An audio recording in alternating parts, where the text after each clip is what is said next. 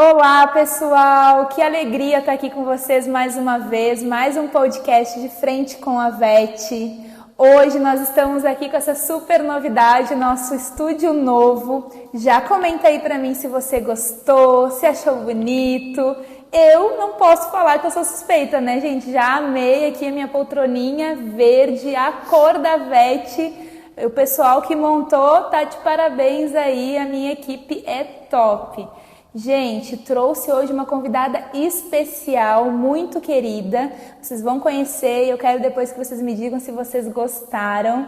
Doutora Débora Calado, ortopedista, neurologista, proprietária ali do VET Ilha, no centro de Florianópolis, um hospital aí especializado para atender cães e gatos. Atende alguma outra espécie também, doutora? Também. Vou pedir para ela se apresentar aqui para vocês um pouquinho. Conta a tua história para nós, doutora Débora. Boa tarde, eu sou a Débora Calado.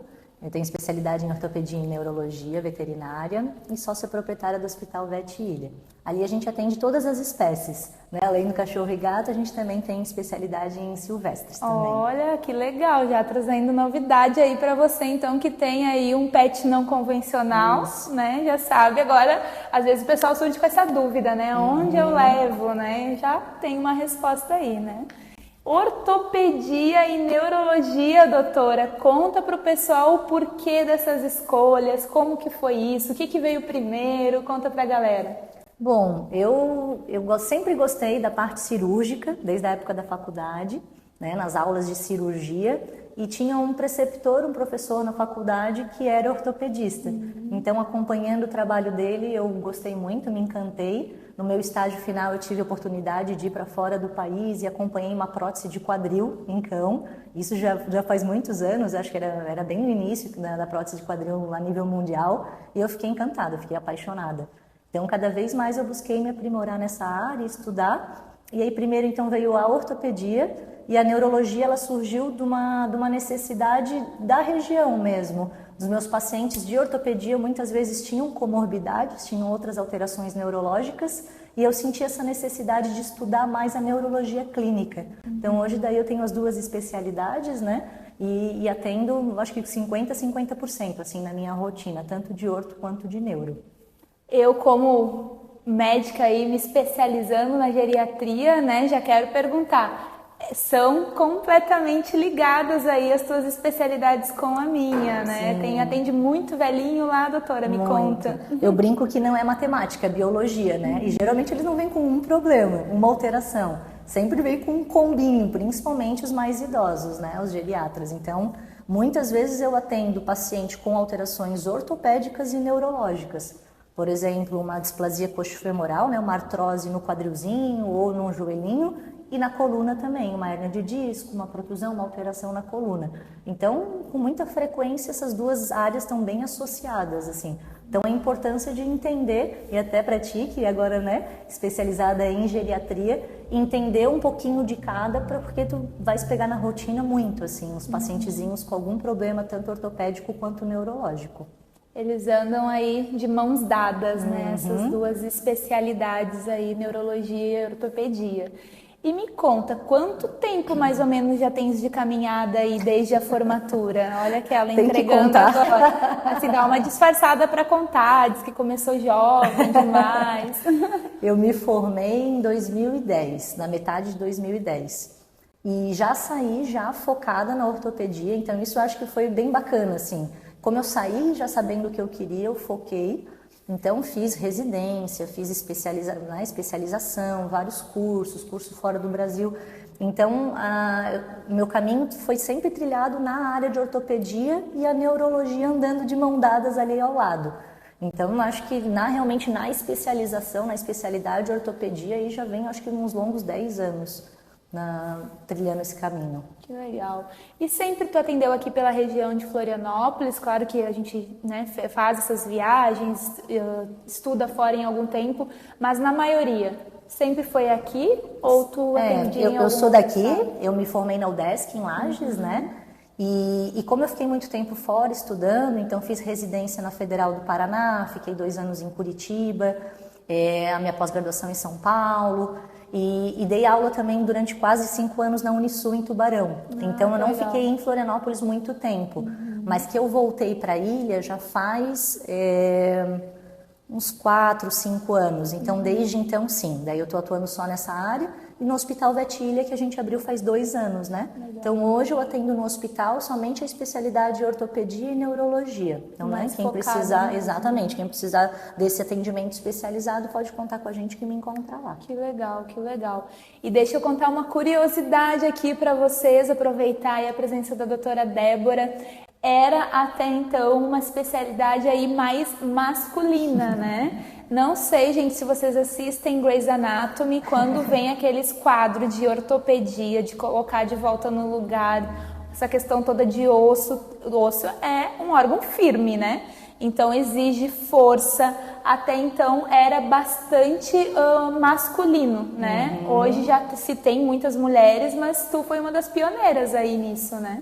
É engraçado que eu tenho algumas alunas, né, de pós-graduação, e isso está crescendo, as mulheres estão crescendo nessa área, eu acho isso incrível, eu acho muito bom, e a gente está ganhando espaço, e o que eu percebo assim, é uma área que exige um pouco de força? Sim, exige. Esses dias eu operei um paciente de 65 quilos, então um joelho que é maior que o meu, é um cachorro que é mais pesado do que eu, um cane corso.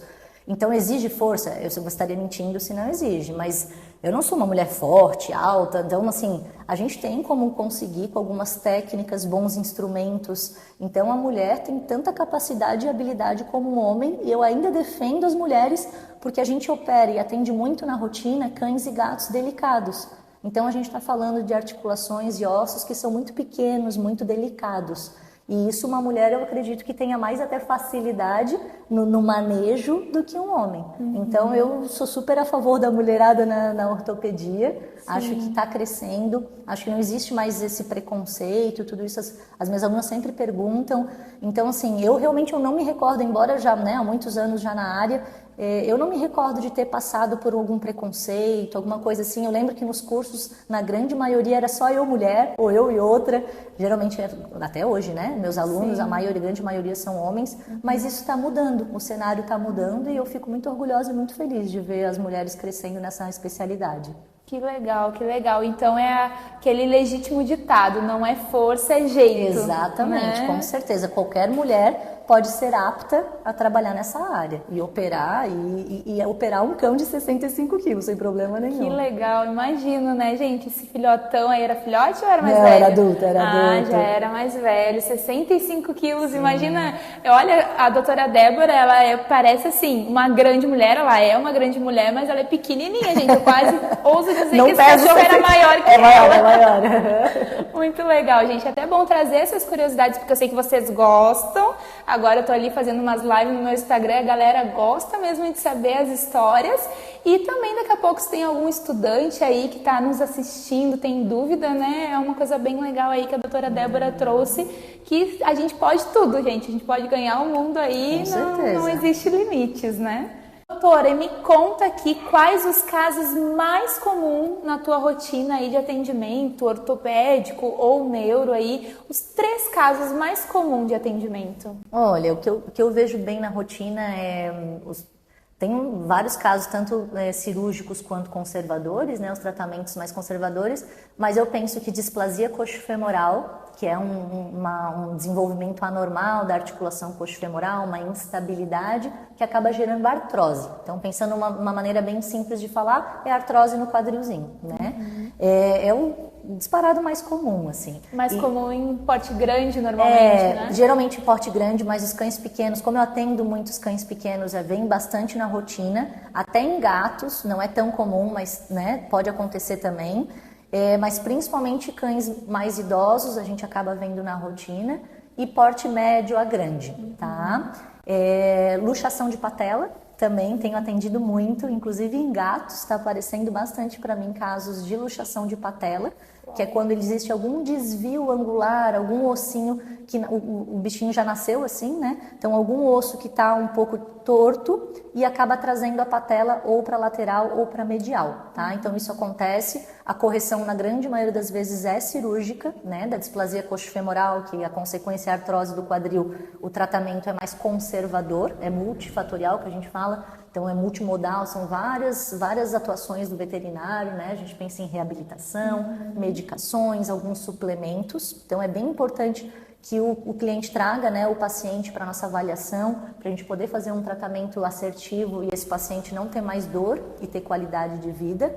É engraçado que tu comentou ali da displasia coxofemoral, que ela é até comum no idoso, né, vem com artrose, mas a luxação de patela, ela já não tem idade, né? Pode vir bebezinho e já ter, né? Porque como é congênita, geralmente o paciente já nasce com, só que a gente percebe ao longo dos primeiros anos, porque o pacientezinho vai crescendo, vai desenvolvendo e essa patelinha começa a luxar.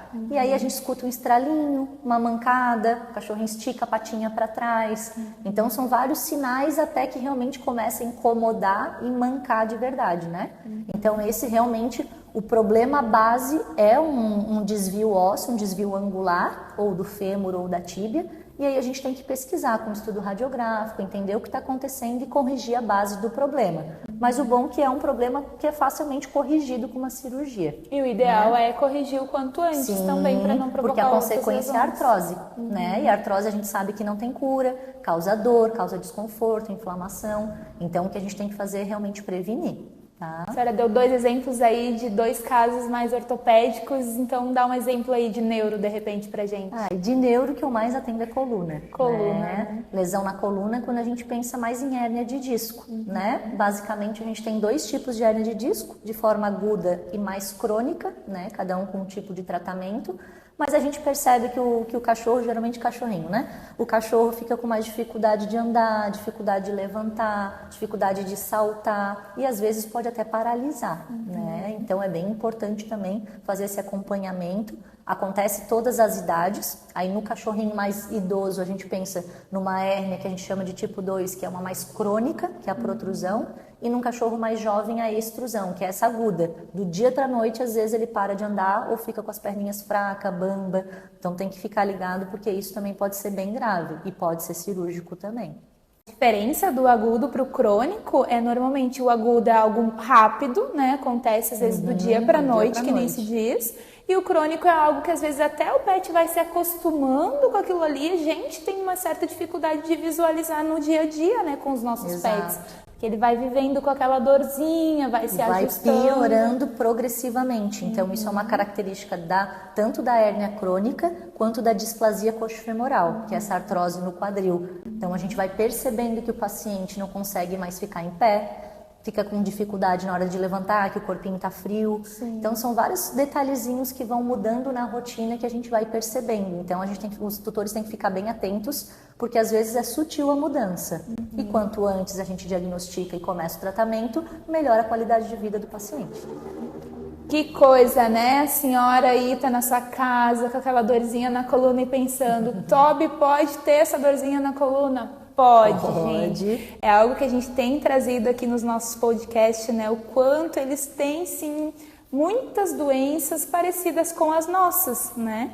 Algo que a medicina veterinária vem evoluindo, né? Até pouco tempo atrás, o cachorro era aquele cachorrinho que ficava lá na casinha, no pátio, né? A gente não via, não é que eles não tinham essas doenças. Eu já ouvi isso no consultório, a doutora também deve ter escutado.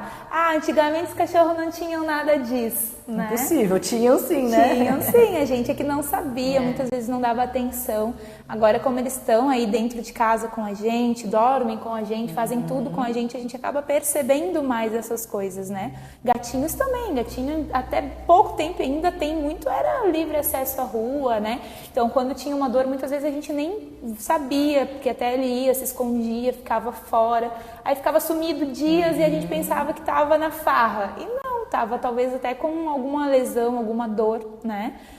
Eu pego muito, assim, a gente comentou da coluna em questão aguda, eu pego muito de tombos, né? De cair da cama, de cair do sofá, e aí lesionar a coluna e a gente ter, né? Esse problema de uma forma aguda, né, doutora? É bem comum. Então, doutora, agora eu quero te perguntar, puxando o assado para o meu lado, né, gente?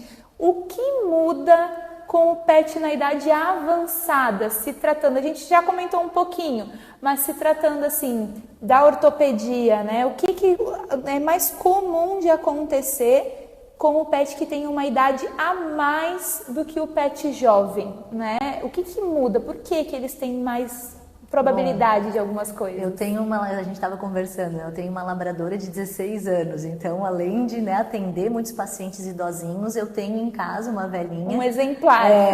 Um caso exemplar de uma labradora de 16 anos com artrose, né?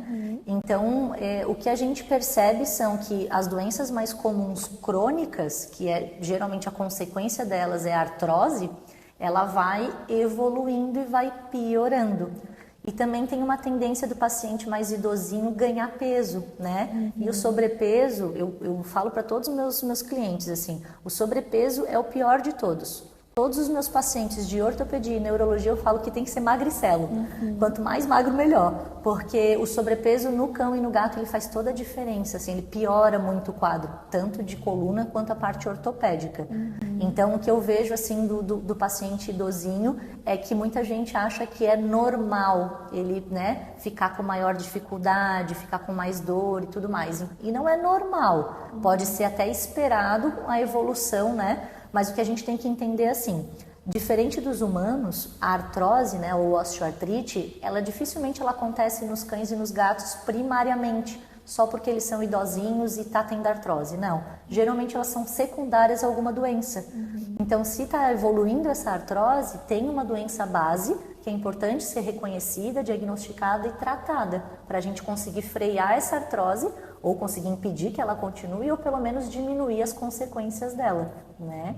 Então assim, talvez não é só você que tem que ir para academia, né? Se tá o pezinho a mais ali, tem que dar uma atenção pro seu pet, né? Reduzir o peso aí o é alimento, bem importante, né? tá, Kevin? É o que eu mais assim bato na tecla, e qualquer artigo científico, qualquer livro que a gente vai ler sobre essas duas áreas, sempre foca no controle de peso. Então é bem importante. Tá? Muito legal, né, gente?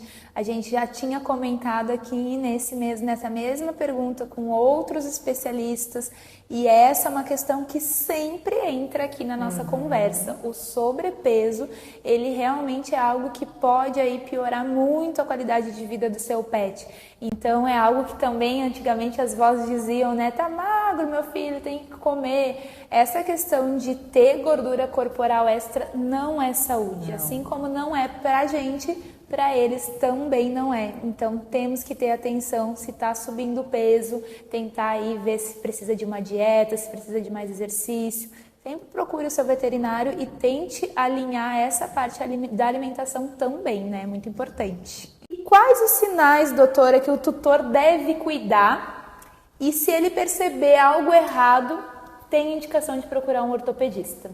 Olha, o que eu acho que é mais importante se atentar é algumas coisas que eu até já comentei. Dificuldade de locomoção, dificuldade de caminhar, dificuldade de levantar. Então, aquele pet que levantava super bem, super fácil, agora quando vai levantar, já levanta com mais lentidão. Não é algo normal, é algo que está alterado e a gente tem que investigar. Dificuldade em pular, saltar. Então, gatos que antes pulavam para cima e para baixo, pulavam em cima da mesa, agora eles estão evitando pular. O cachorrinho chegou em casa, não está mais querendo ficar em pezinho, não está mais querendo pular. Então são coisas que a gente tem que prestar atenção, que se ele está evitando fazer alguns movimentos, ou claro, mancando, isso é mais visível, né? Mas gato, às vezes, ele deixa de se lamber, deixa de se limpar. E isso é um sinal de dor, muitas vezes, né? De estresse, enfim.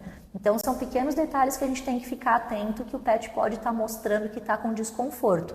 E volto a dizer, não é porque o paciente é velhinho que é normal isso acontecer, né? E também não é bom ele ficar apresentando dor diariamente. Existem várias medicações, suplementos que a gente pode fazer isso e melhorar a qualidade de vida. Mesmo ele sendo velhinho, pode brincar, pode passear, então pode ter uma qualidade de vida boa, né? Sim. Esse que é o nosso objetivo. É algo que eu gosto de trazer aqui, a questão da medicina preventiva, né? Eu sou apaixonada aí pelo preventivo. Então, sempre cabe dizer que vale passar o seu pet por uma avaliação de um profissional, né? Porque eles não sabem falar, eles não sabem dizer que não estão bem, que estão com dor.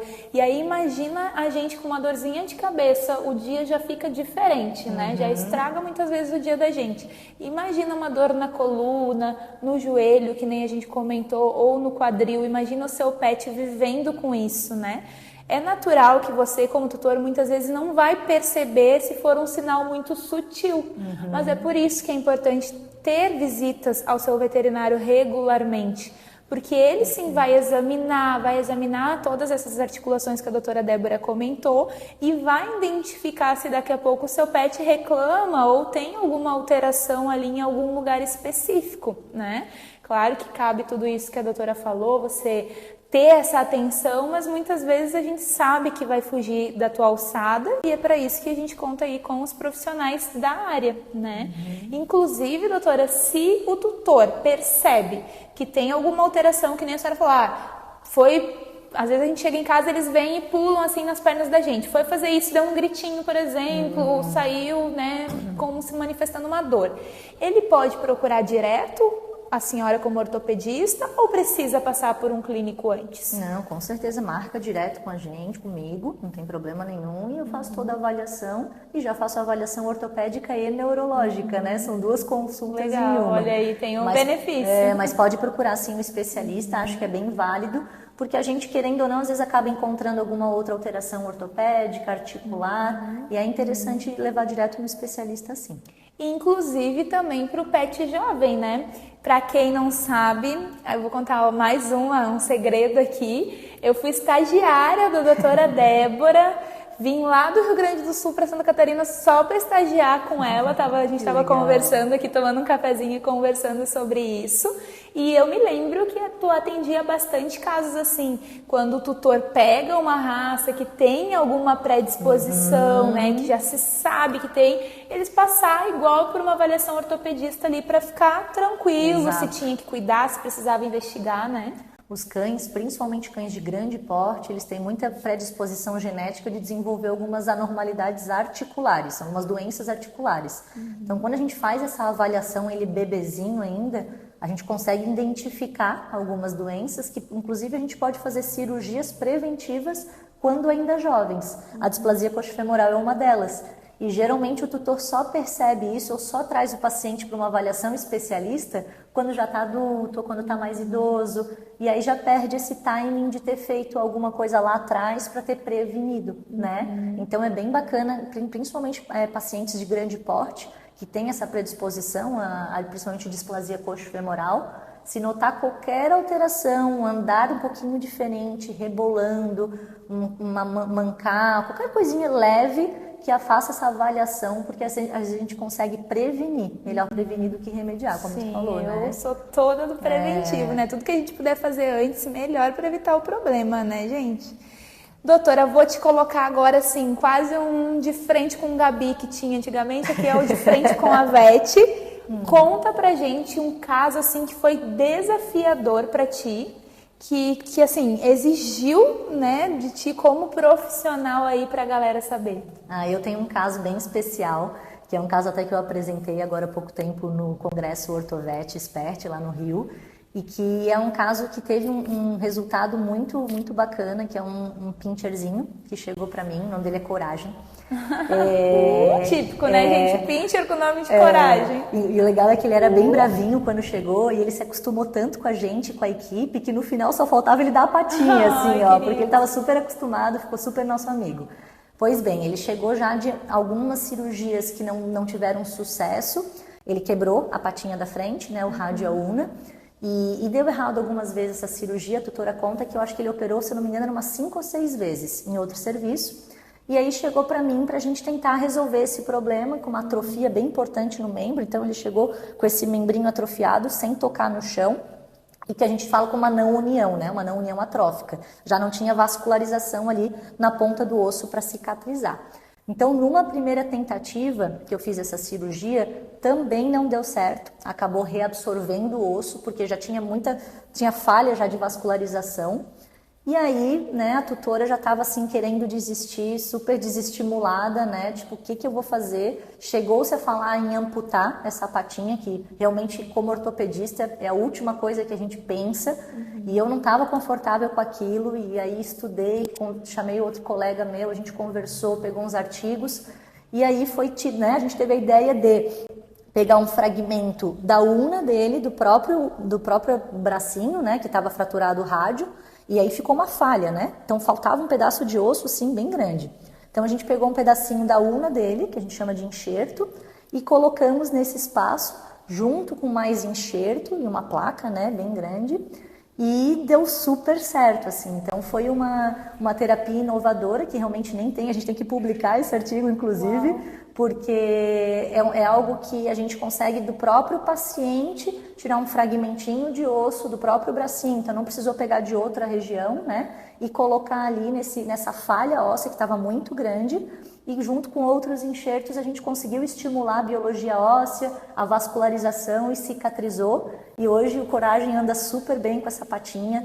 Com o tempo a gente foi tirando os parafusos, aí a placa, e hoje ele está super bem, pulando, correndo, brincando, como se nada tivesse acontecido, e fugiu de uma amputação, assim. Então, nossa, tem casos bem desafiadores na ortopedia, e realmente o final, né, de toda a história, que quando dá muito errado, que a gente não quer que aconteça, é uma amputação. E eu, como ortopedista, eu vou tentar fazer de tudo o possível e impossível para não deixar que isso aconteça. Então é um caso bem especial, que a gente teve sucesso, né, toda a equipe, e foi muito bom, é muito gratificante ver daí o pacientezinho correndo, pulando, e virou nosso amigo, o pincher bravo que virou nosso amigo. Foi bem bacana. Se eu pudesse, ele dizer obrigado, né? Mais ou menos isso. E ele toca essa patinha no chão. Tá andando super bem, como se nada tivesse acontecido. Que legal, eu tenho um videozinho dele, tenho muito material dele. E desse dia do enxerto até ele, né, conseguir tocar no chão e tal, quanto tempo foi mais ou menos? Então, foi mais ou menos para ele começar a apoiar, ele fez muita fisioterapia também, foi um mês para ele começar a botar a patinha no chão. E aí, porque ele ficou muito tempo sem apoiar, né? Então tava sem musculatura, tava fraquinho. E aí, com o tempo, cada vez mais ele foi se sentindo confortável e apoiando cada vez mais. E aí a placa e os parafusos começaram a incomodar depois de um tempo. Daí a gente vai tirando, o que a gente chama de dinamização. A gente vai tirando o implante aos poucos, tira alguns parafusos. Porque uma coisa que já tinha acontecido com ele numa primeira vez que ele fez cirurgia, ainda quando era mais jovenzinho, foi tirado tudo de uma vez, a placa e os parafusos, né, de uma outra vez em outro serviço. E aí ele refraturou.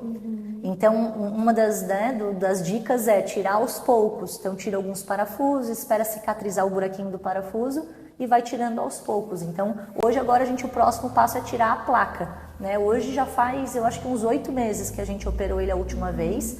E ele realmente está muito bem, assim, ele apoia, tu olhando ele andando, tu não percebe que ele passou por tudo que ele passou. E no total, acho que foram umas 7 cirurgias, uau, assim. Meu Deus. E pensa em um pincher, né? Ele tem 2,5 kg. Imagina. Então, o ossinho dele é menor do que o meu. Então, assim, não tem espaço para erro, né? É aquele tudo ou nada. E graças a Deus deu tudo certo essa última intervenção. Querido. E não sei se a senhora vai lembrar, mas por que ele fraturou isso?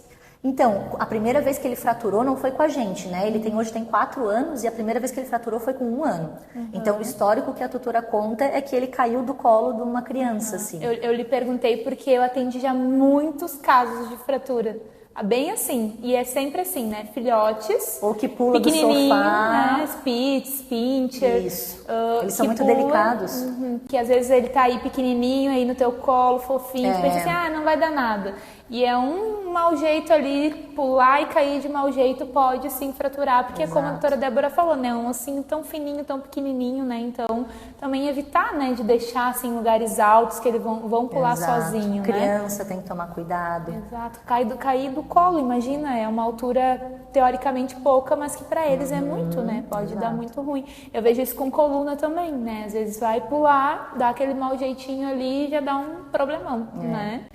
Aproveitando que a gente já está falando aí de prevenção, que dicas a senhora dá hoje para o povo de casa aí para prevenir problemas ortopédicos, né? Tentar ao máximo aí dar qualidade de vida, evitar que a gente precisa passar talvez por um processo cirúrgico ou algo mais grave. Em primeiro lugar, Kevin, com certeza é o controle de peso. Esse é o mais importante, tá? A gente bate tanto nessa tecla, mas é que eu vejo na rotina E cães, assim, não é 2, 3 quilos, é 100 gramas, 200 gramas, já faz toda a diferença. E às vezes não precisa nem de medicamento e o paciente volta a andar, fica bem, só emagrecendo. Então esse é o principal de todos, né? E aí alguns cuidados em casa que eu indico evitar piso liso, evitar brincar e correr no piso liso, porque escorregões podem forçar as articulações, a coluna.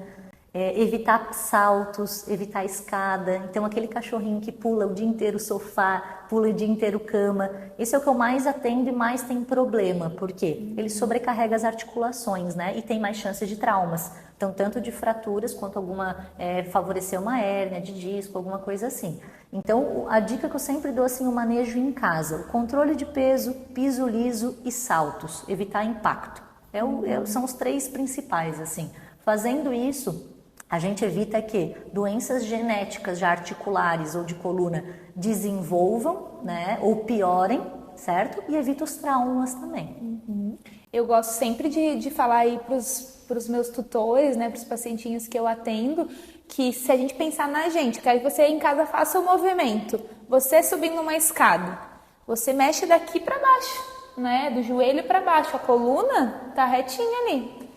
O pet, quando vai subir, gente, ele força toda a coluna, né? Ele joga a coluna, cada degrau é uma jogada de coluna para trás que ele dá. Então, trabalha tudo ali, sem contar, porque os médicos já recomendam pra gente por causa do joelho, né? Pra eles, além dos joelhos, de toda a articulação, ainda tem a coluna também. Então, às vezes, pra gente é tão inocente o degrau, mas pra eles, e que nem a doutora falou, às vezes é aquele de dentro de casa, né? Que são 2 pisos, às vezes a casa, então é várias vezes durante o dia subir e descer, né?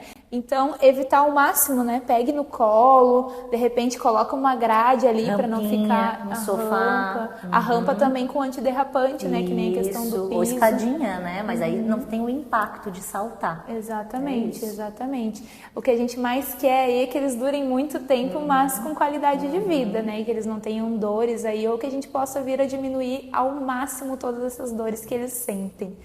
Uma alegria ter você aqui conosco. Passou tão rápido, né, gente? Já vejo o pessoal aí, tô escutando vocês falando, Passou mesmo. A gente tem muito assunto, gente. Se deixar, a gente vai a tarde toda conversando. Quero agradecer a tua disponibilidade, doutora, de estar aqui conosco, trazendo essa qualidade de informação aí pro pessoal de casa. Se o pessoal quiser consultar contigo, então te contata ali pelo Vetilha. Pode dar o Instagram aí pro pessoal, é @Vetilha mesmo? É @Hospital Vetilha. Hospital Vetilha, fica no centro de Florianópolis, isso, né? Na Dibimusse, ali tem estacionamento próprio. Não é só ortopedia, né, doutora? Tem todas as especialidades. Tem tudo ali. Então, 24 horas também. É bom saber, né? Porque sempre acontecem uns imprevistos aí na madrugada. Pode contar com a gente. Então a equipe da doutora Débora tá a postos lá para te receber. Doutora Débora, quer falar alguma coisa aí para se despedir do pessoal? Eu quero te agradecer pelo convite, foi bem bacana, bem especial. E podem contar com o meu atendimento da minha equipe no Hospital Vetilha. Quando vocês precisarem, 24 horas a gente está lá para ajudar vocês. Se você gostou, já deixa aí o teu amei, segue, manda no grupo da família o nosso link do nosso podcast para o pessoal ficar informado, para a gente cuidar aí desses seres que nos dão tanta alegria e vivem os dias conosco. Então tá, gente, um beijo e até a próxima!